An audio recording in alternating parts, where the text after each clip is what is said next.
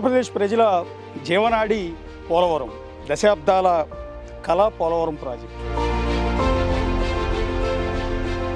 ఎన్నో ఏళ్ల నుంచి వాయిదాలు పడుతూ ఇంకా పూర్తి కాకుండానే ఉన్న ప్రాజెక్ట్ ఏదైనా ఉందంటే దేశంలో పోలవరం ప్రాజెక్టు మాత్రమే.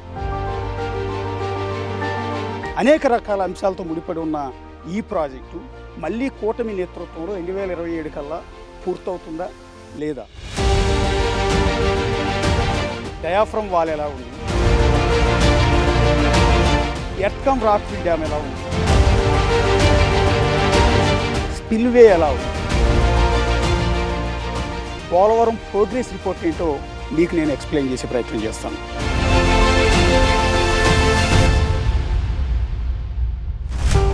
ఆంధ్రప్రదేశ్కు జీవనాడి పోలవరం ప్రాజెక్ట్. దశాబ్దాలుగా పోలవరం ఎప్పటికి పూర్తవుతుందనేది ఇప్పటి వరకు ఆన్సర్ లేని క్వశ్చన్. అయితే త్వరలోనే ఆ ప్రశ్నకు గోదావరంత సమాధానం దొరకబోతోంది.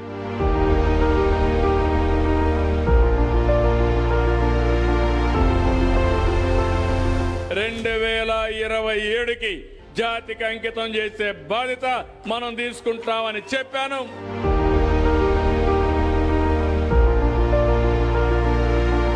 మరో 2 ఏళ్లలోనే పోలవరం పూర్తి చేయాలని సంకల్పించింది ఏపీలోని కూటమి ప్రభుత్వం.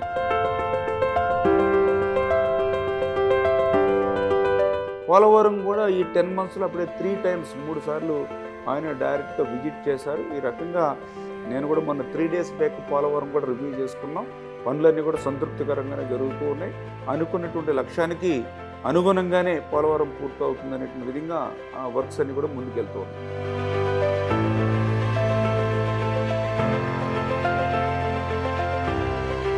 పోలవరం పనులు ఎంతవరకొచ్చాయి, ఏ పనులు ఏ దశలో ఉన్నాయి, ఓవరాల్ గా పోలవరం ప్రోగ్రెస్ ఏంటి చూద్దాం.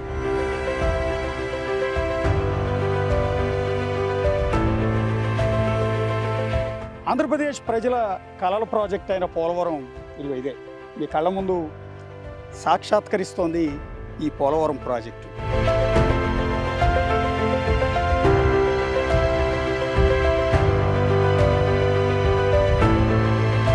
ఈ డ్యాము 50 లక్షల క్యూసెక్కుల వరద నీరు వచ్చినా కూడా తట్టుకుని దాన్ని డిశ్చార్జ్ చేయటం, అంటే దిగువకి వదలగలిగిన 48 రేడియల్ గేట్ల నిర్మాణంతో ఈ డ్యామ్ అనేది పూర్తిగా కంప్లీట్ అయిపోయింది. 2014-19 మధ్యలో 75% అయితే ఆ తర్వాత దాన్ని నవయుగ కంపెనీ మొదలు పెడితే మెగా కంపెనీ దాన్ని 2021లో పూర్తి చేసింది. సో ఇది ఒక గిన్నిస్ బుక్ ఆఫ్ రికార్డు కూడా ఉంది ఈ పోలవరం డ్యాంలో. వైఎస్ రాజశేఖర రెడ్డి హయాంలో పోలవరం ప్రాజెక్ట్ పట్టాలెక్కింది. అప్పుడు శంకుస్థాపనకే పరిమితమైంది. 2014లో ఆంధ్రప్రదేశ్లో టీడీపీ ప్రభుత్వం అధికారంలోకొచ్చాక పోలవరం పనుల్లో వేగం పెరిగింది. ఈరోజు చంద్రబాబు నాయుడు గారు ముఖ్యమంత్రిగా అధికారంలోకి వచ్చాక ఆయన మొట్టమొదటి మళ్ళీ క్షేత్ర పర్యటన పోలవరం ప్రాజెక్టు వెళ్ళడం జరిగింది.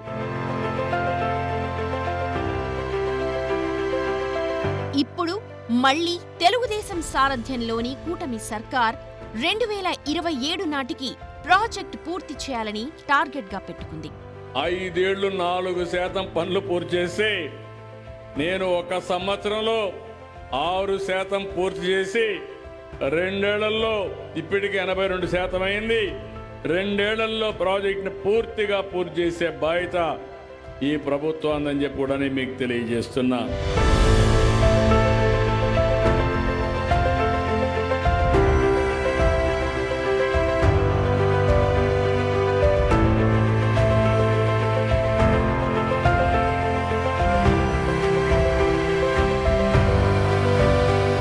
అద్భుతం, ఒక విధంగా చెప్పాలంటే ఇది ఒక ఇంజనీరింగ్ అద్భుతం అని చెప్పాల్సి ఉంటుంది.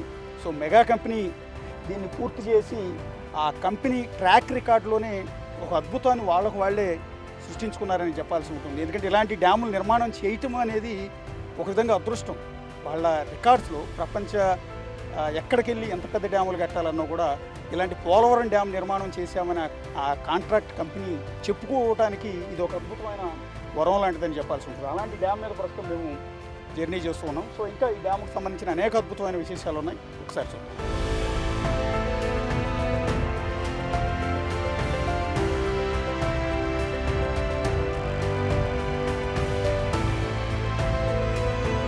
వెనక కనిపిస్తున్నదంతా కూడా స్పిల్వే ఛానల్కి సపోర్ట్గా నిర్మించిన గైడ్ బండ్ అంటే ప్రధానమైన డ్యామ్ ఏదైతే ఉందో దానికి సపోర్ట్గా, అంటే వరద నీటి ప్రవాహం ఎక్కువ వచ్చినప్పుడు ఒక్కసారిగా ఆ ప్రవాహ వేగం అంతా కూడా డ్యామ్ మీద పడకుండా ఉండేందుకు ఈ పక్క నిర్మించిన రాళ్ల కట్ట ఇది ఈ గైడ్ బండ్.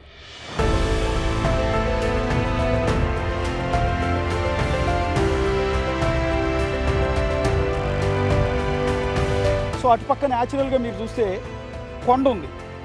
సో ఎంత పెద్ద వరద వచ్చినా కూడా అది న్యాచురల్గా ఉన్న కొండ కాబట్టి డ్యామ్కి ఎలాంటి ఇబ్బంది లేదు. మరి ఇటుపక్క ఏం చేయాలనుకున్న సందర్భంలో ఇటుపక్క కూడా కొండ భాగం కొంత ఉంది, కానీ దానికంటే కూడా దానికి సపోర్టుగా ఉండేందుకు ఈ గైడ్ బండ్ నిర్మాణం అనేది చేశారు. చాలా పెద్ద పెద్ద ప్రాజెక్టులకు మాత్రమే ఇలాంటి గైడ్ బండ్ల నిర్మాణం అనేది చేస్తూ ఉంటారు. ప్రపంచంలో ఏ నదిపై డ్యాం కట్టాలన్నా దానికంటే ముందు కాఫర్ డ్యాం కట్టడం కంపల్సరీ. పోలవరం ప్రాజెక్టుకు ఆటంకాలు రావద్దన్నా, పనులు వేగంగా కొనసాగాలన్నా ప్రధానమైంది కాఫర్ డ్యామే. డయాఫామ్ వాల్ పూర్తి చేసి ఆ కాఫర్ డ్యామ్ పూర్తి చేయకుండా కావాలని కక్ష తీర్చుకునే విధంగా పోయి డయాఫామ్ వాల్ కూడా కొట్టుకుపోయే పరిస్థితికి వచ్చింది. ఈరోజు మళ్ళీ దాని మీద శ్రద్ధ పెట్టాం. భగవంతుడు మళ్ళీ నాకే అవకాశం ఇచ్చాడు దాన్ని పూర్తి చేసే అవకాశం.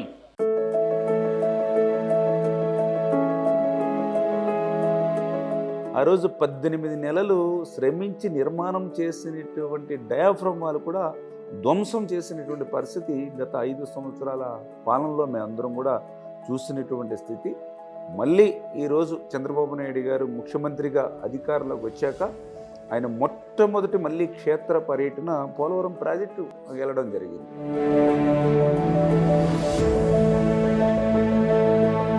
ఇప్పుడు నేను నిలబడి ఉన్నది పోలవరం డ్యామ్ నిర్మాణంలో అత్యంత కీలకమైన ఎగువ కాఫర్ డ్యామ్. ఎగువ కాఫర్ డ్యామ్ అంటే ఇది కాంక్రీట్తో నిర్మిస్తారేమో అని అనుకుంటారు. బేసిక్గా తాత్కాలికంగా నిర్మించిన ఒక ఆనకట్ట, రాళ్ళు ఇసుకతో నిర్మించిన తాత్కాలిక ఆనకట్ట. అంటే డ్యామ్ నిర్మాణ పనులు జరుగుతున్నప్పుడు వరద నీటి ప్రవాహంలో వల్ల పనులకు ఆటంకం లేకుండా ఉండటానికి, స్పిల్వే దెబ్బతినకుండా ఉండటానికి, డయాఫ్రమ్ వాల్ నిర్మాణంలో ఆటంకం లేకుండా ఉండటానికి, వచ్చే వరద నీటి ప్రవాహం మొత్తాన్ని మళ్లించడానికి ఇంత పెద్ద ఆనకట్ట కడతారు.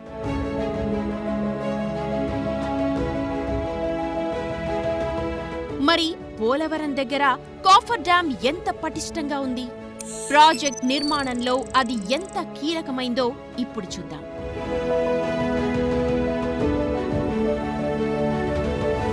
ఇది 2020లో వచ్చిన వరదల వల్ల దాదాపు 50 లక్షల క్యూసెక్లు పైగా వరద నీటి ప్రవాహం రావడంతో ఈ కాఫర్ డ్యామ్ అనేది కొంతమేర దెబ్బతింది. ఒకసారి మీరు అది దృశ్యాల్లో కూడా చూడొచ్చు. ఈ దెబ్బతిన్న కాఫర్ డ్యామ్ వల్ల అప్పుడు ఏమైపోతుంది డ్యామ్కి అని కొంత ఆందోళన కూడా చెందారు. ఎందుకంటే 2019లో వైఎస్ జగన్ సర్కార్ వచ్చిన తర్వాత రివర్స్ టెండరింగ్ ద్వారా అప్పటి వరకు నిర్మాణం చేస్తున్న నవయుగ సంస్థని వెనక్కి పంపించారు. ఆ తర్వాత మెగా సంస్థకి అప్పగించారు. మళ్ళీ మెగా సంస్థ పనులు ప్రారంభించే లోపు కొంత ఆలస్యం కావటం వల్ల ఈ కాఫర్ డ్యామ్ అప్పుడు వచ్చిన వరద నీటి ప్రవాహానికి దెబ్బతింది.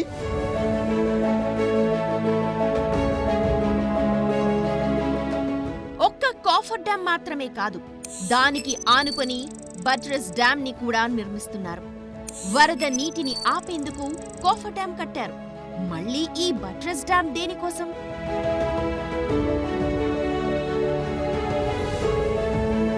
ఆ వర్షాకాలంలో అప్పర్ కాఫర్ డ్యామ్ సీపేజ్ ఉంటుంది కాబట్టి దానికి ఒక బట్రెస్ డ్యామ్ను కూడా నిర్మాణం చేయమని ఏదైతే మనం ఈ ఎక్స్పర్ట్స్ కమిటీ ఎవరైతే ఇచ్చారో దాని ప్రకారం బట్రెస్ డ్యామ్ అనేది ఇప్పుడు 80% కంప్లీట్ అయింది. ఈ మంత్ని కంప్లీట్ చేస్తాం. అంటే తద్వారా ఆ సీపేజ్ ఏదైతే వాటర్ వస్తూ ఉందో, పనికి ఆటంకం కలిగించేటువంటి వాటర్ ఏదైతే వస్తుందో దాన్ని ఎప్పటికప్పుడు లిఫ్ట్ చేసుకునేటువంటి విధంగా దగ్గర 200 మోటార్స్ని మనం అక్కడ పెట్టుకోవడం జరిగింది. పోలవరం డ్యామ్ అంటున్నారు, శరవేగంగా పనులు జరుగుతున్నాయి అంటున్నారు. మరి ఏది ఎక్కడ ఏం చూపించట్లేదే, పాతవే చూపిస్తున్నారని మీరు అనుకోవచ్చు. శరవేగంగా సాగుతున్న నిర్మాణ పనులు మీకు ఇప్పుడు నేను చూపిస్తూ ఉన్నాను. యుద్ధ ప్రాతిపదికన రాత్రి పగళ్ళు కూడా ఇక్కడ మెగా సంస్థ ప్రస్తుతం నిర్మాణ పనులన్నీ కూడా చేస్తోంది. ఇందులో ఒక ఆసక్తికరమైన ఒక డ్యామ్ గురించి మీకు చెప్పాలనుకుంటున్నాను. ఇప్పటివరకు మీకు వరద నీటిని తాత్కాలికంగా ఆపడానికి నిర్మించిన కాఫర్ డ్యామ్, ఎగువ కాఫర్ డ్యామ్ మీకు చూపించాను.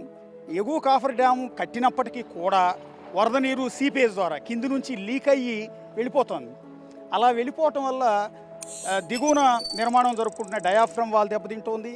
డయాఫ్రమ్ వాల్ మళ్ళీ కొత్తగా నిర్మిస్తున్నారు కాబట్టి దాని పనులకు ఇబ్బంది కలుగుతుంది. ఎర్త్కమ్ రాక్ఫిల్ డ్యామ్ ఆ తర్వాత కంప్లీట్ అయిపోయిన తర్వాత నిర్మించే ఆ డ్యామ్కి ఇబ్బంది కలుగుతుంది. కాబట్టి ఆ సీపేజ్ని కంట్రోల్ చేయడం కోసం కొత్తగా ఈ ఎగువ కాఫర్ డ్యామ్ను ఆనుకుని ఈ బట్రస్ డ్యామ్ నిర్మాణం చేస్తున్నారు. అసలు బట్రస్ డ్యామ్ అంటే ఏంటి? ఇది లేకపోతే కాఫర్ డ్యామ్ ఉన్నా ఉపయోగం లేదా? పోలవరంలో బట్రస్ డ్యామ్ ఎంత ముఖ్యం తెలుసుకుందాం. ఈ బట్రస్ డ్యామ్ ఇప్పుడు ఏదైతే నిర్మాణం చేస్తున్నారో ఈ బట్రస్ డ్యామ్ నిర్మాణం వల్ల ఈ సీపేజ్ని పూర్తిగా ఆపేసి అంటే లీకేజ్ వాటర్ ఏది కూడా రానియకుండా ఆపేయటం వల్ల దిగువన వర్షాకాలంలో కూడా ఎంత పెద్ద వరద వచ్చినా కూడా ఆ నీరు ఇక్కడితోనే ఆగిపోయి మెయిన్ స్పిల్వే గేట్లలోంచి అటు వెళ్ళిపోతుంది తప్ప దిగువకు వెళ్లకుండా ఈ బట్రస్ డ్యామ్ నిర్మాణం చేస్తున్నారు. సో బట్రస్ డ్యామ్ నిర్మాణం అనేది శరవేగంగా సాగుతోంది. ఇది కంప్లీట్ అవుతుంది. దీనికి ప్యారలల్గా డయాఫ్రమ్ వాల్ నిర్మాణం సాగుతోంది. అది పూర్తయిన తర్వాత ఎర్త్కమ్ రాక్ఫిల్ డ్యామ్ దాని నిర్మాణం కూడా పూర్తి చేయబోతున్నారు 2027 కల్లా. పోలవరం ప్రాజెక్టులో కాఫర్ డ్యామ్, బట్రస్ డ్యామ్ కంటే ముఖ్యమైన మరో నిర్మాణమే డయాఫ్రమ్ వాల్.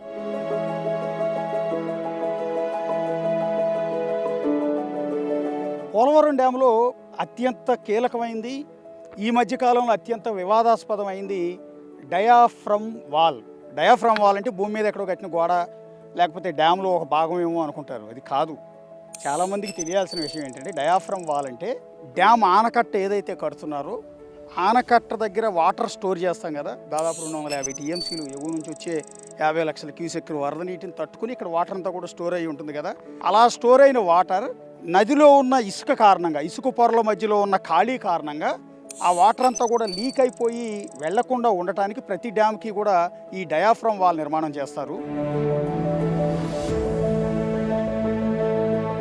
పోలవరం ప్రాజెక్ట్ ఎక్కడ నిర్మాణం చేస్తూ ఉన్నారు? అసలు ఇక్కడ ఒక్క నిర్మాణం కూడా జరగలేదు.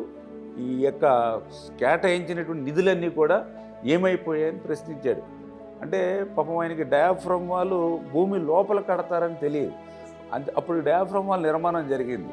కానీ ఈయన పాదయాత్రలో అక్కడ చూసినప్పటికీ సమాంతరంగా కనిపిస్తుంది. అంటే మీరు చెప్పిన డయాఫ్రమ్ వాల్ ఎక్కడ ఉంటుందో ఆ రోజు ముఖ్యమంత్రికి తెలియలేదు. ఆ రోజు ఉన్నటువంటి ఇరిగేషన్ శాఖ మంత్రి కూడా మాట చెప్పాడు ఆయన. ఆ డయాఫ్రమ్ వాల్ ఏముంది, బాక్రానంగల్కి ఉంటుంది, శ్రీశైలంకి ఉంటుంది, నాగార్జున సాగర్కి ఉంటుంది, ప్రతి ప్రాజెక్టుకి డయాఫ్రమ్ వాల్ ఉంటుందని ఒక ఇరిగేషన్ శాఖ మంత్రి చెప్పారు. గోదావరి అడుగున నిర్మించే ఈ డయాఫ్రమ్ వాల్ పనులు ఎంతవరకొచ్చాయి? భూగర్భంలో దానిని ఎలా నిర్మిస్తున్నారో చూద్దాం.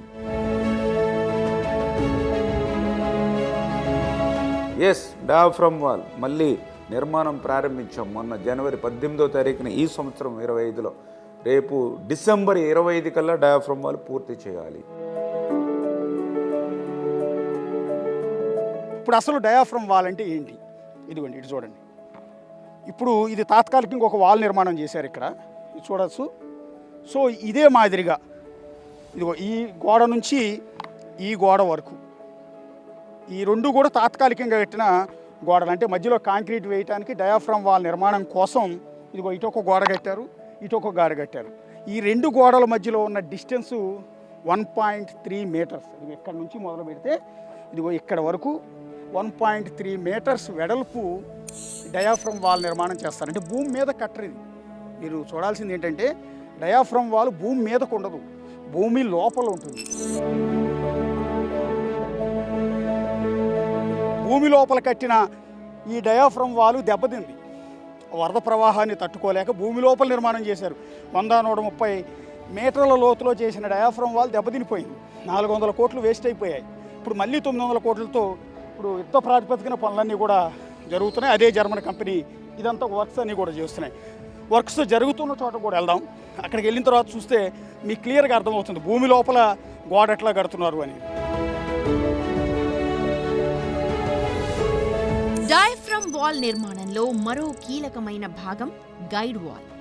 ఎక్కడ పడితే అక్కడ తవ్వేయకుండా సరైన చోట తవ్వేందుకు ఈ గైడ్ వాల్ ని నిర్మిస్తారు. ఏదైతే డయాఫ్రమ్ వాల్ ఉందో అది భూమి లోపల వరకు వెళ్తుంది. దానికి జస్ట్ అటు ఇటు సపోర్టింగ్గా పని చేయడానికి వీలుగా ఇదిగో ఈ గోడ నిర్మాణం అంతా కూడా చేస్తున్నారు. అటు పక్క ఇటు పక్క ఇంత ఎత్తున దాదాపు ఒక 5 అడుగుల ఎత్తు వరకు ఈ గోడ నిర్మాణం అంతా కూడా చేస్తూ ఉన్నారు. చేసి ఈ గోడ నిర్మాణం కంప్లీట్ అయిన తర్వాత ఈ రెండింటి మధ్యలో ఈ గ్యాప్ ఏదైతే ఉందో మీకు అక్కడ కనపడుతుంది కదా, అక్కడి నుంచి భూమి లోపలికి డయాఫ్రమ్ వాల్ నిర్మాణం అనేది చేస్తారు. ఇంత పెద్ద ప్రాసెస్ ఉంటుంది. అంటే ఏదైతే ఇప్పుడు డయాఫ్రమ్ వాల్ మీరు చెప్పారు ఎక్కువ డెప్త్, ఎందుకంటే దగ్గర దగ్గర 100 మీటర్స్ డెప్త్ ఉంటుంది. అందుకనే మొన్న జనవరిలో మేము స్టార్ట్ చేసిన దగ్గర హైయెస్ట్ డెప్త్ ఎక్కడ ఉంటుందో అక్కడ స్టార్ట్ చేసుకున్నాం. రేపు ఈ జూలై అంటే రెయిన్స్ స్టార్ట్ అయ్యి ఫ్లడ్ వస్తుంది అనేటప్పటికీ పనులు ఆపకుండా కొంచెం డెప్త్ తక్కువ ఉన్నా కూడా అంటే 30-45 మీటర్స్ డెప్త్ ఉన్న దగ్గర స్టార్ట్ చేస్తాం. అంటే ఇట్లా పనిని విభజన చేసుకుని ఒక ప్రీ ప్లాన్డ్గా వెళ్తూ ఉన్నాం డయాఫ్రమ్ వాల్. భూమిపై గైడ్ వాల్ సరిగా ఉంటేనే భూమి లోపల డయాఫ్రమ్ వాల్ సరిగా ఉంటుంది. ఆ పనులు ఎలా సాగుతున్నాయో చూద్దామా? జర్మనీకి సంబంధించిన ఎక్విప్మెంట్స్ మిషనరీస్ అన్నీ కూడా తీసుకొచ్చి వాళ్ళ ఇంజనీర్లు వచ్చి దీని నిర్మాణం చేస్తున్నారు. భూమి లోపల చేయాలి, పైకంటే అన్నీ కనపడుతూ ఉంటాయి. భూమి లోపలికి తవ్వుకుంటూ మట్టి నీళ్ళన్నీ కూడా తీసి రాయి తగిలే వరకు, కింది గట్టి భూభాగం తగిలే వరకు కాంక్రీట్ నింపుకుంటూ అతిపెద్ద గోడ అనేది నిర్మాణం చేయాలి. కాబట్టి దానికి సపోర్ట్గా ఈ గైడ్ వాల్ నిర్మాణం అనేది చేస్తున్నారు. చాలా స్పీడ్గా డయాఫ్రమ్ వాల్ నిర్మాణం పనులు అయితే ఇక్కడ సాగుతూ ఉన్నాయి. ఏపీ వరప్రదాయిని పోలవరం ప్రాజెక్టులో డయాఫ్రమ్ వాలే అత్యంత కీలకం. డ్యామ్ స్థిరత్వం, వాటర్ మేనేజ్మెంట్కి సంబంధించి ఇదే ప్రధానమైన నిర్మాణం. దానికోసమే విదేశాల నుంచి ప్రత్యేకంగా తెప్పించిన యంత్రాలు, పరికరాలతో డయాఫ్రమ్ వాల్ ని నిర్మిస్తున్నారు. డిసెంబర్ కంతా డయాఫ్రమ్ వాల్ పూర్తవుతుంది. అత్యున్నతమైన ప్రపంచంలో ఉండే ఎక్స్పర్ట్స్ అంతా కూడా దీనికి సూపర్వైజ్ చేస్తున్నారు. నిర్మాణం కోసం జర్మనీ నుంచి వచ్చిన ఎక్విప్మెంట్స్, ట్రెంచ్ కట్టర్స్ని మీరు ఎదురుగా దృశ్యాల్లో చూడొచ్చు. చాలా భారీ యంత్రాలు, అంటే ఒక 130 మీటర్ల లోతు వరకు భూమిని కట్ చేసుకుంటూ వెళ్ళాలి. అది మొత్తం కూడా తొలవాలి. తొలిచిన తర్వాత దాని లోపల కాంక్రీట్తో నింపాలి. భూమి లోపల గోడ నిర్మాణం చేయాలంటే ఎంత కష్టం. అందుకని జర్మన్ టెక్నాలజీని వాడుతున్నారు. ఇక్కడ ఉన్న స్టాఫ్ అంతా కూడా జర్మన్సే ఉంటారు. ఎక్విప్మెంట్స్ అంతా కూడా బోవర్ కంపెనీకి సంబంధించిన ఎక్విప్మెంట్స్ అన్నీ ఉంటాయి లేటెస్ట్ టెక్నాలజీతో. ఇగో చూడండి, ఇందాక నేను చెప్పాను కదా గైడ్ వాల్ నిర్మాణం, అటుపక్క ఇటుపక్క గైడ్ వాల్ నిర్మాణం ఎందుకు చేశారు అంటే ఇది ఎందుకోసం, ఎక్విప్మెంట్స్ ఈ మిషనరీ అంతా పనిచేయడానికి, డయాఫ్రమ్ వాల్ నిర్మాణం కోసం ఈ ట్రెంచ్ కట్టర్ ద్వారా మిషనరీని లోపలికి పంపి లోపల ఉన్న మట్టి ఇసుక మొత్తాన్ని కూడా తొలచివేయడానికి ఈ మిషనరీ వాడుతున్నారు. యాక్చువల్గా మనకి ఇందులో టోటల్గా 2 ఉన్నాయండి. ఒకటే spillway portion, second one is ECRF అని చెప్పి ఎత్కం రాక్ఫిల్ డ్యామ్ అని చెప్పి ఆ పోర్షన్ ఉందండి. మనకి మెగా చేతికి వచ్చిన తర్వాత స్పిల్వే కొంత నడిచింది, మేము దానికి సక్సెస్ఫుల్ కంప్లీట్ చేసాం. 2 ఇయర్స్ దాటిపోయిందండి. సో ఇంకా సెకండ్ పార్ట్ వచ్చి ఈసీఆర్ఎఫ్ డ్యామ్ అండి. సో దానికి ఏంటంటే డయాఫ్రమ్ వాల్ కింద ఉంటుంది. డయాఫ్రమ్ వాల్ తర్వాత మన డ్యామ్ కన్స్ట్రక్షన్ స్టార్ట్ అవుతుంది. Due to some reasons diaphragm wall కొంచెం డెప్త్ ఉండడం వల్ల డెసిషన్ రావడానికి స్కవర్స్ చేసిన టైం పట్టింది. అది వచ్చిన తర్వాత స్కవర్స్ డెసిషన్ వచ్చింది, డయాఫ్రమ్ వాల్ డెసిషన్ కూడా వచ్చింది. మేము స్కవర్ అంటే ఎక్కడైతే శాండ్ కొట్టుకుపోయిందో అంతా కూడా సక్సెస్ఫుల్ ఫిల్ చేసేసి దాన్ని గ్రౌండ్ ఇంప్రూవ్మెంట్ కూడా మొత్తం ఫినిష్ చేసామండి. సో ఇంక మిగిలింది ఏంటంటే diaphragm construction, then dam construction అండి. డయాఫ్రమ్ కన్స్ట్రక్షన్ కూడా డిజైన్ వచ్చేసిందని అన్నీ వచ్చింది. మేము లాస్ట్ ఇయర్లోనే 2025లోనే జనవరి 18th మొదలు పెట్టామండి. అవుట్ ఆఫ్ ఇంచుమించుగా 25-30% మేము ఫినిష్ చేసామండి. అది ఇంచుమించుగా 66,000 స్క్వేర్ మీటర్లో మేము సోఫార్ ఇప్పటికి దగ్గర 20,000 చిల్లర స్క్వేర్ మీటర్ చేసామండి. ఇంచుమించుగా 30% వరకు ఫినిష్ అయిపోయిందండి. అది ఇన్ షెడ్యూల్ నడుస్తుందండి. మేము 3 కట్టలు పెట్టి చేస్తున్నామండి. ఇక్కడ 3 కట్టలు యాక్చువల్ ప్లాన్ ఉన్నది, 3 కట్టలు పెట్టి చేస్తున్నాం. అయితే ఈ రైనీ సీజన్లో కూడా ఆ డయాఫ్రమ్ వాల్ వర్క్ చేయడం కోసం కొన్ని అరేంజ్మెంట్స్ చేసామండి. డివార్టింగ్, అలాగే ప్లాట్ఫామ్ రైట్ చేసుకోవడం, కొన్ని టెక్నిక్స్ ఉపయోగించి ఈ రైనీ సీజన్ కూడా వాడుకుని ఆ డయాఫ్రమ్ వాల్ ఫినిష్ చేయడానికి ఇన్ టైంలో మెగా శతవిధంగా ప్రయత్నం చేస్తుందండి. సో ఇందులో మేము సక్సెస్ అవుతుందని 100% ఎక్స్పెక్ట్ చేస్తున్నాం. My name is Bernardo. I work for Bauer. It's a German company that has a branch in India. So we are executing here a cut-off wall that will be the diaphragm wall that will stop the water from coming to the downstream of the dam that they're going to construct here. We execute first primary panels, intercalated. After the primary panels, we're going to execute secondary panels that they're going to close between the primary panels. This is left bank here, that is right bank. We are working now in this area that is at level 20 before monsoon. When the water starts to rise, the monsoon is coming, we have an elevated platform there at level 22, and we're going to work there.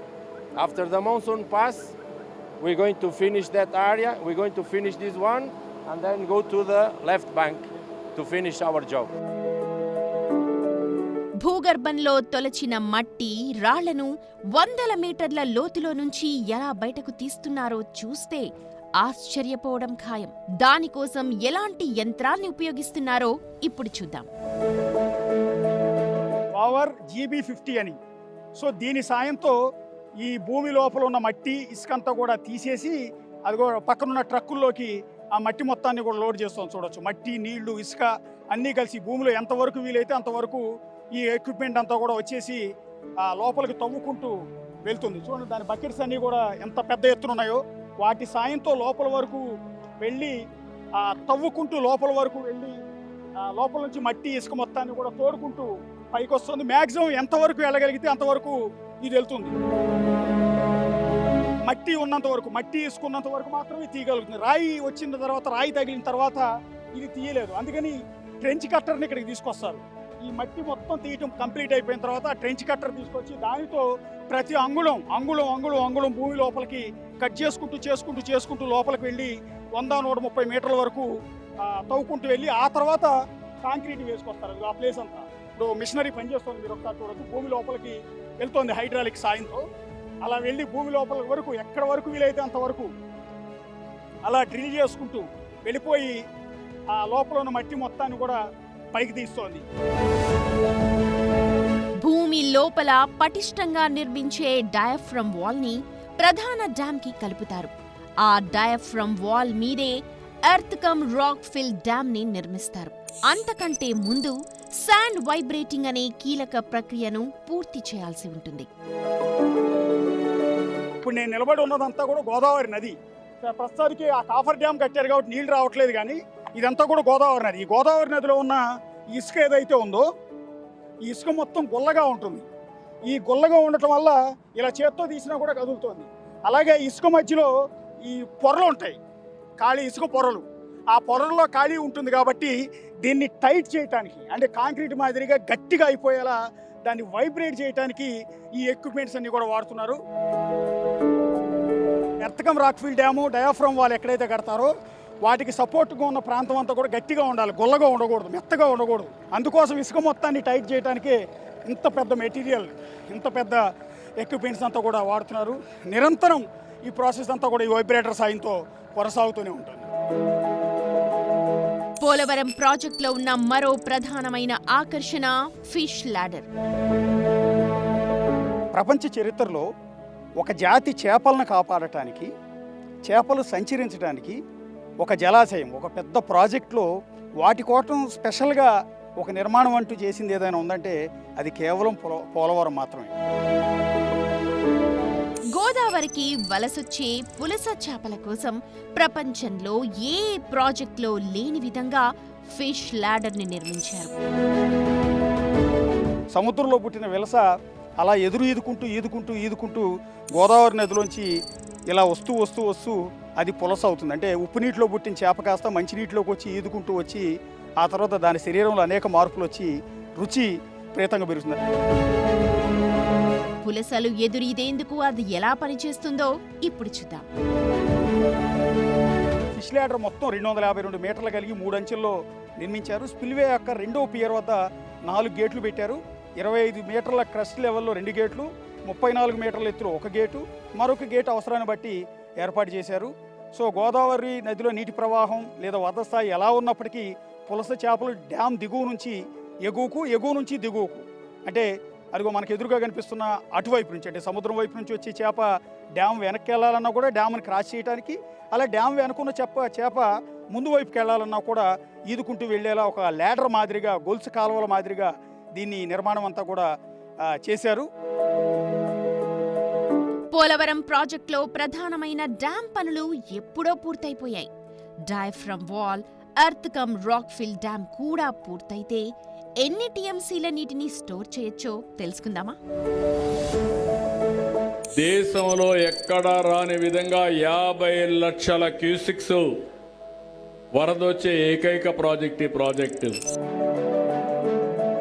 పోలవరంలో ప్రధానమైన dam అయితే complete అయిపోయింది, కానీ water store చేయడానికి కావాల్సిన చుట్టూ వేయాల్సిన ఆనకట్ట అంటే earth cum rock fill dam కానీ, వాటర్ సీపేజ్ లేకుండా ఆపే డయాఫ్రమ్ వాల్ కానీ, ఇవన్నీ కూడా పూర్తి కావాల్సి ఉంటుంది. సో అవి కనుక పూర్తయితే ఈ పాటికే ఇక్కడ 200 పైగా టీఎంసీలు వాటర్ని స్టోర్ చేసి గ్రావిటీ ద్వారా కుడి ఎడమ కాలువల ద్వారా అటు ఉత్తరాంధ్రని, ఇటు రాయలసీమని, కృష్ణా డెల్టాకి ఎక్కడైనా సరే రాష్ట్రం మొత్తానికి కూడా నీటిని సప్లై చేసే అవకాశం ఉంటుంది. పోలవరం ప్రాజెక్టు ఉన్న ప్రాంతంలో డ్యామ్ కట్టడం అంత ఆషామాషి వ్యవహారం కాదు. గోదావరిపై ప్రాజెక్ట్ నిర్మాణం అసాధ్యమని తేల్చారు. అందువల్ల నది దిశను మార్చి ప్రాజెక్టును నిర్మించడం మరో ప్రత్యేకత. డ్యామ్ మరింత పటిష్టంగా స్ట్రాంగ్గా ఉండాలి అంటే 2 కొండల మధ్య దాన్ని నిర్మించాలన్న ఉద్దేశంతో అదిగో మీకు అక్కడ కనిపిస్తున్నాయి, ఇటు ఒక కొండ కనిపిస్తోంది, అలాగే మధ్యలో మీకు స్పిల్వే డ్యామ్ కనిపిస్తోంది, యువతల పక్క మరొక కొండ కనిపిస్తోంది. ఇది మొత్తం కూడా ఏక కొండగా మాదిరిగా ఉండేది. ఈ చివరి నుంచి ఆ చివరి వరకు ఆ కొండ మొత్తాన్ని కూడా తొలిచి 2 కొండల సపోర్ట్తో ఈ స్పిల్వే డ్యామ్ నిర్మాణం అనేది చేశారు.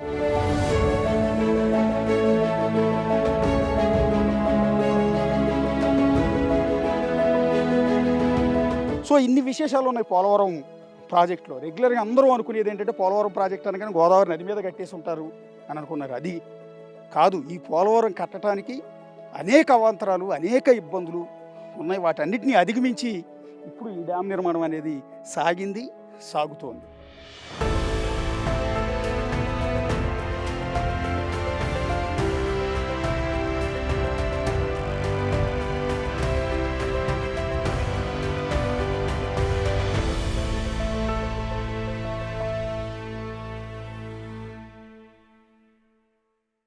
అచ్చం ఆ గోదావరిలాగే పోలవరం పనులు కూడా పరుగులు పెడుతున్నాయి.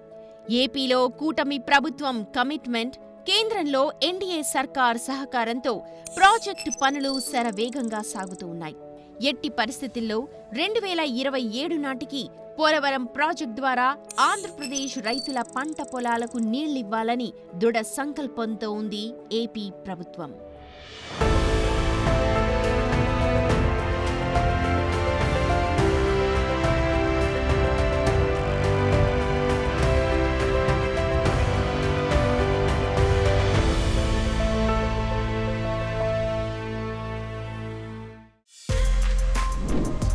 For more videos like this, subscribe Big TV channel.